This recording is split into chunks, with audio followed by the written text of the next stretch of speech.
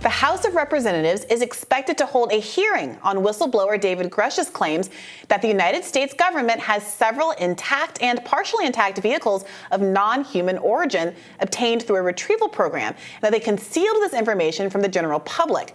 According to Grusch, who left the government in April, the government was accumulating these aircraft, or these unidentified craft, for decades. Republican chair of the House Oversight Committee, James Comer, confirmed, quote, there will be oversight and they, quote, plan on having a hearing looking into the claims. Comer added that he heard about Grusch's statements, but said, quote, I don't know anything about it. Let's play again that clip of David Grusch discussing these issues on News Nation. If you're right, if you're telling us the truth, everyone, the entire American public, has been lied to for decades. Yeah, there's a sophisticated disinformation campaign targeting the U.S. populace, which is extremely unethical and immoral. You are saying to the human race, for the first time, an official intelligence representative at a high level from the U.S. government is saying publicly, we are not alone. We're definitely not alone. So look, I'm very glad that Republicans are going to look into this. I think that's very appropriate to hold hearings, to talk to him, and then also to talk to, because he's saying he has talked to people who have knowledge of this situation of these aircrafts. And this is part of my frustration with the kind of UFO and alien reporting in general. There's always we're always hearing from secondhand from someone that they know someone who in the government or who, with awareness, who knows the things. Let's actually talk to that person. This is why I'm so skeptical, because we never hear from that person. We're always hearing, I know someone who knows someone who saw a report or saw the crafts in question, which at some level when you like put up or shut up, like deliver. Or else this is just, my friend caught a tuna that was this big when they went fishing. Yeah, look, I do think that part of what, I take your point, but part of what is making people feel like Grusch is more credible and that there's a there is because he is someone who did have greater access to these kind of materials than other people would have, and that he is someone who has a really good reputation within the government, so that there's a question as to why he would try to blow up his own credibility in his professional life to come forward with these kinds of claims if they weren't in fact true. Now, there's this interesting question of, well, he doesn't have firsthand knowledge, so even if he believed what he was being told, it does seem odd to put so much faith in a third party without having firsthand knowledge of something. So I, again, understand the level of skepticism there, but that's exactly why, to your point, having an actual hearing on this where we could actually get evidence subpoenaed that is more proximate to the actual source would be really interesting. Let's hear from the primary sources what they have to say. Where are these crafts being stored? Where are the parts? That's the part that is most difficult to explain. No. I'm just curious. The X-Files. You know how they were buried in the desert in those like containers? I don't know. All right, let's haul them out. Let's see them. Let's take some pictures. Yeah, I also do think that there has been this issue is exciting to people because different folks are projecting different conclusions and consequences onto the possibility of there being intelligent life elsewhere.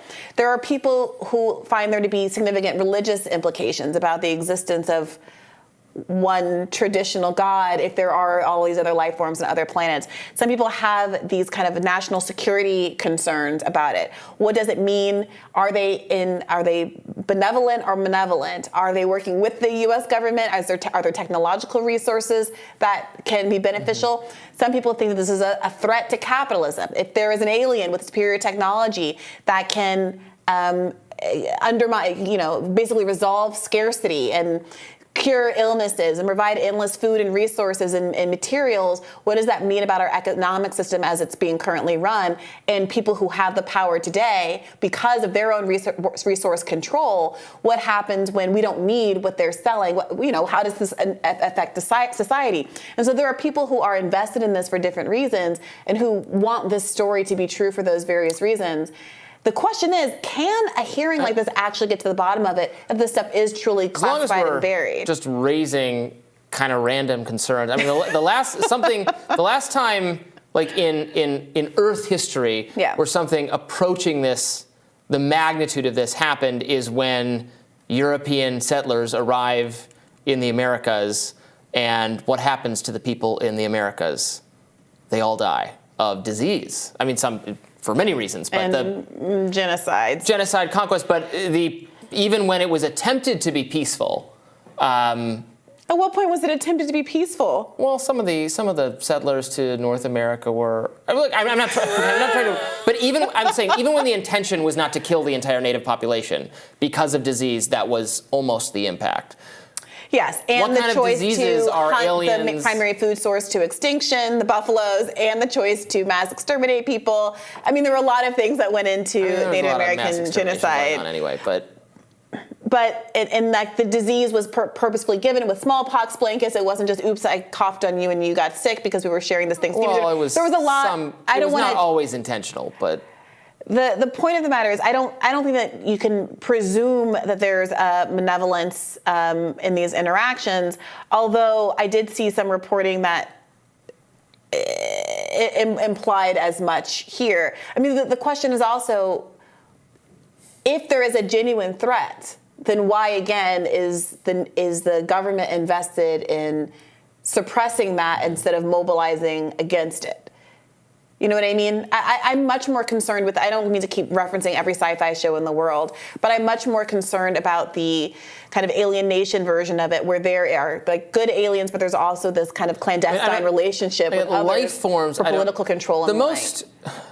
You were talking, we were talking off camera, you bring up statistics, like the likelihood, you think it's very unlikely that we're the only intelligent life in the universe, yeah. I might accept that, but I think it just might not be the case. That I think civilizations might die out before it's the great filtering, before they reach light speed capability, or if there even is light speed capability. Like what will be left over? Think about what will still be left over when we die out, when the Earth goes extinct. Maybe our satellites, our technology, maybe we a sufficiently advanced AI, that kind of thing. I think we're far more likely to interact with computer intelligences from if there are other civilizations out there, than the aliens themselves and the organic life forms. Yeah, that's well, what I would think. We've been talking about the machine bits. We got a little robot guy. It's a robot spacecraft and a robot. Well, here's buried in the desert. Grusch did weigh in on this a little bit. He said, naturally, when you recover something that's either landed or crashed, sometimes you uncover dead pilots. And believe it or not, as fantastical as that sounds, it's true. Is it? That is the question, though. It is a big, if true, situation. Have they just recovered machine parts?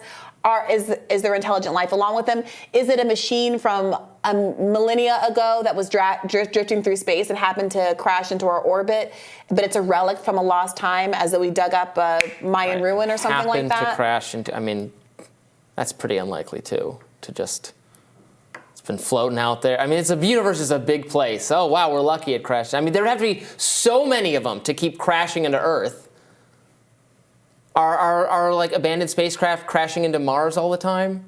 Are they crashing into Hong Kong? Are they crashing anywhere but the American Southwest? That's my major hang-up we wouldn't know. I mean, just the same way that the American public doesn't know what's going on in America. Why would we be any more privy to something that crashed in Russia or China? I say Russia or China just because they're the biggest land masses in the world. Seems like a really successful cover-up, given. Well, I know that your eyes are going to be glued to this hearing, Robby. I guess truthing it out, a regular Scully and Mulder over here. I guess so. All right, that does it for us for today. Jessica Burbank and Amber Athey actually interviewed Michael Schellenberger on Friday on this subject, so you should go back and take a look at that, and we'll have more Rising for you after this.